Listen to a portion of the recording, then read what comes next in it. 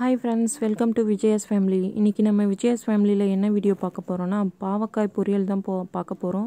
பாவக்காய் பொரியல் வந்து இந்த மாதிரி செஞ்சு கொடுத்தீங்கன்னா குழந்தைங்க மிச்சம் வைக்காமல் சாப்பிட்ருவாங்க.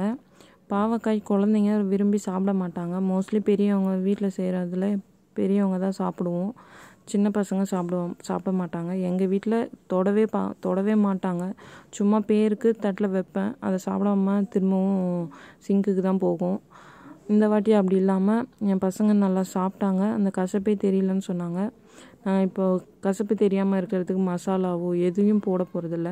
நம்ம டீப் ஃப்ரையும் பண்ண போகிறதில்ல. டிஃப்ரெண்ட்டான ஸ்டைலில் சூப்பராக செஞ்சு குழந்தைங்களுக்கு அசத்த போகிறோம். வாங்க வீடியோக்குள்ளே போகலாம். நம்ம வீடியோக்குள்ளே போகிறதுக்கு முன்னாடி நம்ம சேனலை மறக்காமல் சப்ஸ்கிரைப் பண்ணிக்கோங்க. கூடவே அந்த பெல் பட்டனையும் அழுத்திக்கோங்க. அப்போ தான் நான் போடுற வீடியோட நோட்டிஃபிகேஷன் உங்களுக்கு வந்து சேரும். முதல்ல பாவக்காயை நீட்டு வாக்கில் எடுத்துக்கோங்க. இதை கண்டிப்பாக நீங்கள் 1/2 கிலோ பாவக்காயை எடுத்து செய்யணும்னு நான் சொல்ல வரல. நீங்கள் ஒரு 2 பாவக்காயில் கூட இந்த மாதிரி செஞ்சு சாப்பிட்டுட்டு அதுக்கப்புறம் உங்களுக்கு பிடிச்சிருந்தா இது போல் மெத்தடில் ட்ரை பண்ணுங்கள். நான் ஒரு 4 பாவக்காய் எடுத்துக்கிட்டேன். 4 பாவக்காயை குட்டி குட்டியாக நீளமாக கட் பண்ணி எடுத்துக்கலாம்.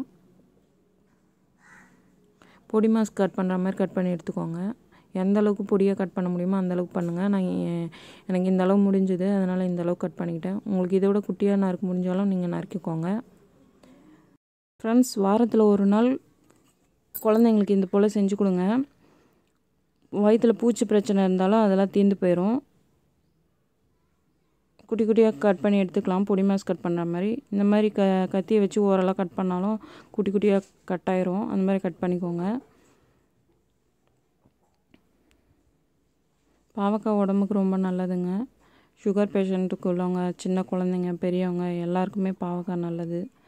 ஆனால் பெரியவங்களே நம்ம ஒரு நேரம் சாப்பிட்ணுன்னா கொஞ்சம் கஷ்டமாக தான் இருக்கும். பாவக்காயை கட் பண்ணி தூளாக கட் பண்ணி ஒரு பேஷனில் எடுத்து வச்சுக்கலாம்.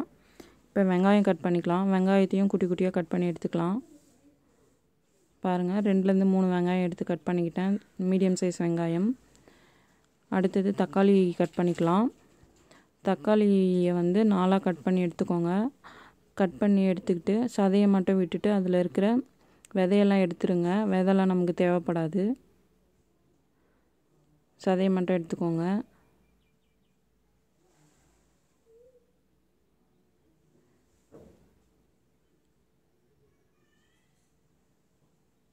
நம்ம பாவக்காயில் தண்ணிலாம் எதுவுமே ஊற்றி செய்ய போகிறதில்ல. தக்காளியிலேருந்து தண்ணி விடும். அதனால தான் அந்த தண்ணி எடுத்துடலான்னு சொல்லிட்டு அதை மட்டும் எடுத்துக்கிறோம். அந்த தண்ணி விதை அதெல்லாம் எடுத்துக்கிறோம். அதை குட்டி குட்டியாக அதையும் கட் பண்ணிக்கலாம். ரொம்ப குட்டியாக கட் பண்ண வேணாம், மீடியம் அளவுக்கு இந்த போல் கட் பண்ணிக்கோங்க.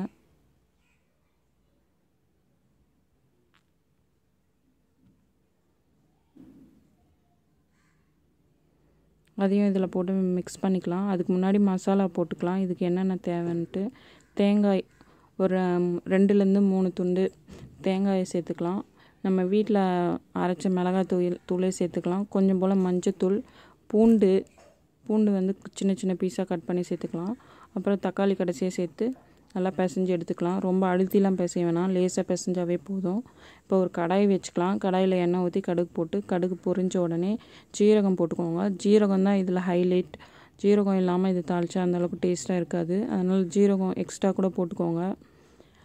அதுக்கப்புறம் நம்ம பாவக்காய் மசாலாவை இதில் சேர்த்துக்கலாம். மசாலான்னு சொன்னது நம்ம கரம் மசாலாலாம் இல்லை, இந்த வெங்காயம் தக்காளி கலவையை தான் சொன்னேன். அதெல்லாம் போட்டுக்கோங்க. நல்லா போட்டு ஒரு கிளறி மூடி வச்சிடலாம். ஒரு 5 நிமிஷம் போல் சிம்லேயே வச்சுக்கலாம். சிம்லேயே வச்சு வேக வைக்க போகிறோம். இதை அந்தளவுக்கு நம்ம டீப் ஃப்ரையோ எதுவுமே வெங்காயம் தக்காளி வதக்கிற வேலையோ எதுவுமே கிடையாது. ஒரு 5 நிமிஷம் ஆனவுடனே சிம்லேருந்து எடுத்து திரும்பியும் இன்னொரு வாட்டி கிளறி விட்டுக்கலாம். கிளறி திரும்பவும் ஒரு 5 நிமிஷம் மூடி வச்சிடலாம். 10 நிமிஷத்தில் ரெடி பண்ணிடலாம் இந்த பாவக்காய் ரெசிப்பியை.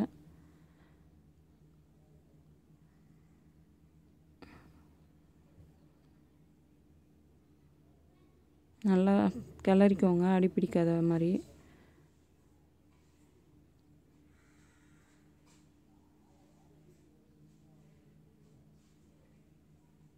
நல்லா வந்திருக்கு. எனக்கே ரொம்ப பிடிச்சிருந்தது இது சாப்பிட்றதுக்கு. திரும்பவும் 5 நிமிஷம் கழித்து பார்த்தீங்கன்னா நல்லா வெந்திருக்கும். இது ரொம்ப நேரம்லாம் வேக வைக்கணும்னு அவசியம் இல்லை. பாவக்காயோட ஃபுல் சத்தும் நமக்கு கிடைக்கும் இந்த மாதிரி செஞ்சு சாப்பிட்டோன்னா. நீங்களும் இந்த போல் பாவக்காய் இருந்ததுன்னா இது போல் செஞ்சு சாப்பிட்டு பாருங்கள். கண்டிப்பாக குழந்தைங்கள்லேருந்து பெரியவங்க வரைக்கும் விரும்பி சாப்பிடுவாங்க. இது ஒரு பவுலில் ட்ரான்ஸ்ஃபர் பண்ணிக்கலாம். அவ்வளோ அருமையாக இருந்தது. இந்த வீடியோ உங்களுக்கு பிடிச்சிருந்ததா மறக்காமல் நம்ம சேனலை சப்ஸ்கிரைப் பண்ணிக்கோங்க. கூடவே அந்த பெல் பட்டனையும் அழுத்திக்கோங்க. அப்போ தான் நான் போடுற வீடியோவோட நோட்டிஃபிகேஷன் உங்களுக்கு வந்து சேரும். மறக்காமல் அந்த லைக் பட்டனையும் அழுத்துங்க. Thank you friends.